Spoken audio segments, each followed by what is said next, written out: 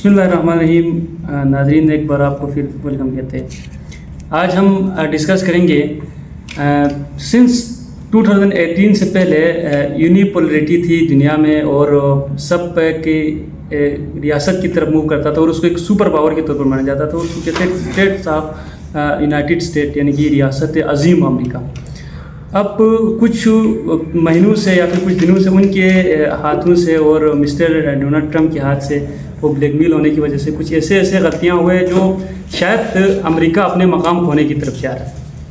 अब उसमें काबिल ज़िक्र है कि अमेरिका ईरान वार में अमेरिका की बेवकूफ़ी हो गई कि उन्होंने एक मिस कैलकुलेशन यहाँ पर किया।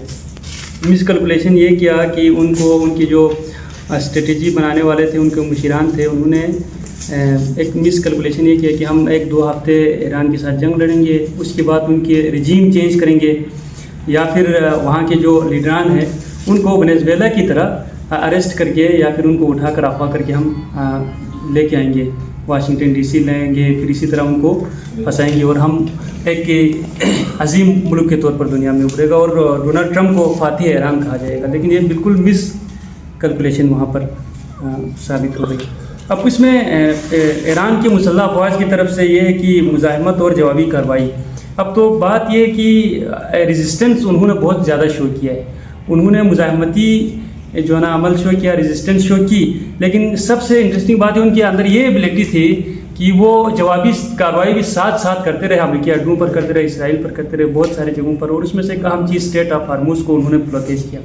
जब स्टेट ऑफ हॉर्मुज़ को ब्लॉकेज किया जिसमें 20% ऑयल की सप्लाई होता था रेस्ट ऑफ द वर्ल्ड को, तो डोनाल्ड ट्रंप साहब बहुत ही उसका बौखलाहट का शिकार हो गए और उन्होंने अजीब व गरीब और गलीज़ तरीन जुमलों का इस्तेमाल अपने एक्स अकाउंट पे किया, फॉर्मली ट्विटर अकाउंट पर अजीब व गरीब जुमलों को वहाँ पर इस्तेमाल किया।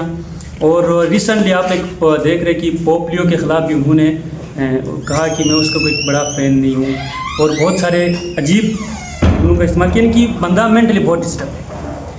अब उसके बाद डोनाल्ड ट्रंप ने चीन को बहुत सारे धमकियाँ दिया, उनको टैरिफ के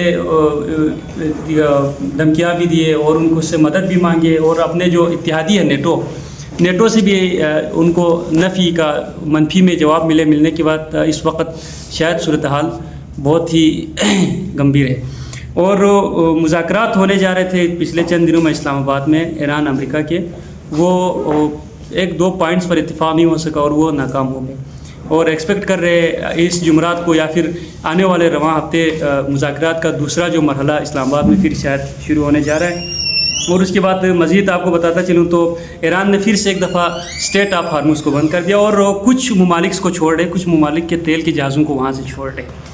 तो अमेरिका ने क्या किया, स्टेट ऑफ हॉर्मुज़ से जहाँ पर ईरान ने बंद कर दिया उसके साथ जाकर उन्होंने अपने बहरी बेड़े लेकर आए, अपने नेवल ब्लॉकेज कर दिया, नेवी लेकर आए और उनको जो है ना वहाँ पर बंद डाल दिए, नाकाबंदी कर दी। अब अमेरिका का ये कहना है कि जाएगा तेल तो मिलेगा तो सबको मिलेगा, अगर नहीं मिलेंगे तो किसी को भी तेल नहीं मिलेगी, और अमेरिका ने स्टेट ऑफ हॉर्मुज़ को बंद कर दिया।